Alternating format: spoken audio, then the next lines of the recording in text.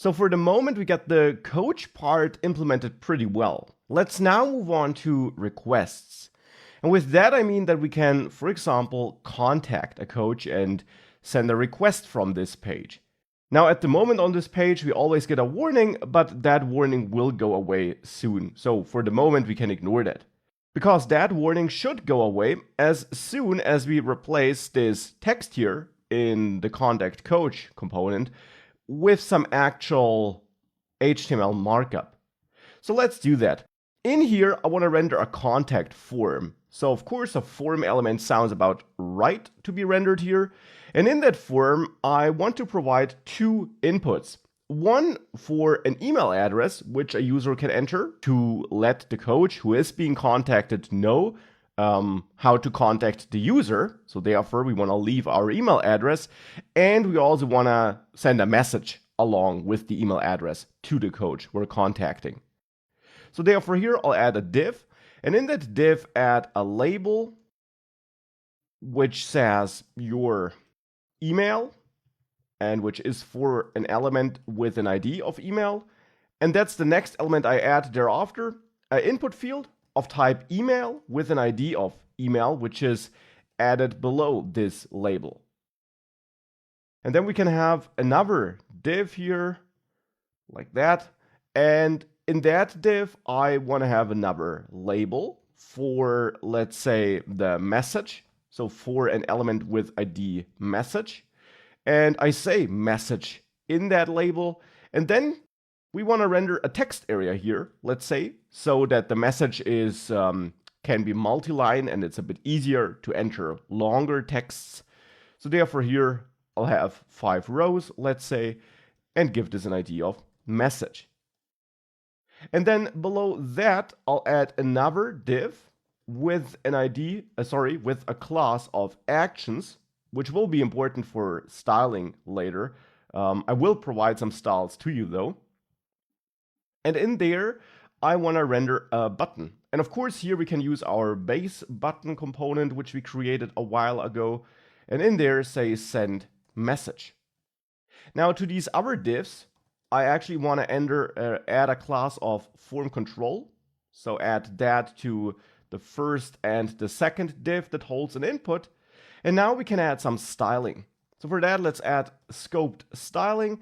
And as always, you find styles attached to this lecture here. You find the contact coach CSS file, which contains the styles you can copy and paste into these scoped style tags in the contact coach component.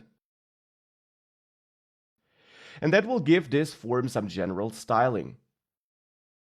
Now, of course, this is not just about markup and styling, but we also need a script for some logic. We want to fetch the inputs for email and message. We probably want to do some kind of validation.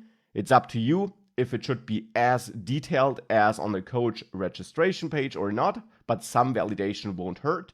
And ultimately, once we got a valid input, we want to do something with that input. And we want to, in the end, create a new message, which is attached to the coach to whom the message is sent. That's the idea here.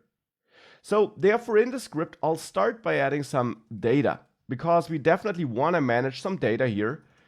And the data we definitely want to manage is the email address and the message. I guess that makes sense because these are the two inputs we got here.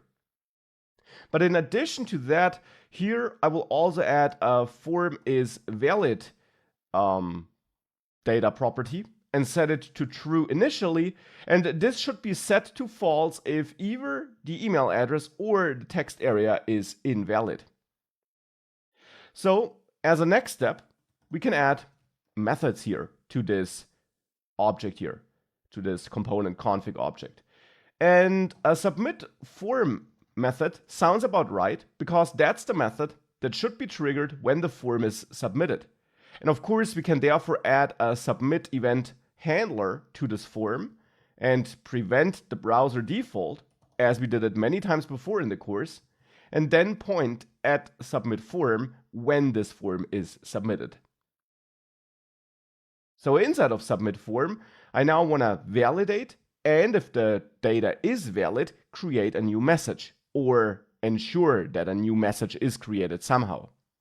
So let's start with validation. First of all, I'll set form is valid to true so that if it was false in between, we now clear any error message we might be showing. We're not showing one yet, but we will soon do that. So as a next step, we can then check if this email is empty, let's say, or if this email includes no @ symbol. So here I check for the opposite, if it does not include an @ symbol, or if this message is empty. If either of that is the case, then I want to set this form is valid to false and return so that the rest of this method doesn't execute. So now that we manage this validity, I want to do two things in the markup. For one, I want to bind my input in my text area to email and message with two-way binding so that this is updated with every keystroke. And I want to show an error message if the form is invalid. Now I'll start with the two-way binding with vModel. I'll automatically trim the input and then point at email here. And on the text area, also trimming it, point at message. And then we can show an error as well by adding a paragraph here, for example, above the button, which has a class of errors, which should be shown with vIf if form is valid is false, so if it's not true. And then here you can output any message you want. I'll say please enter a valid email and non-empty message. So this is a less complex validation approach than we took it in coach registration, but that of course is also a perfectly fine way of doing it. And ultimately it comes down to your requirements and your preferences, how you want to validate a form. With that, however, we are validating, we are fetching the input values, and if we make it past this validation here, then we want to create this message. And now, of course, the question is, what exactly does create a message mean in this app? Well, keep in mind that we have this requests page where we want to show all the requests we as a coach received. So that, of course, requires us to be registered as a coach. But once we are, if we as a coach receive a message, it should show up here.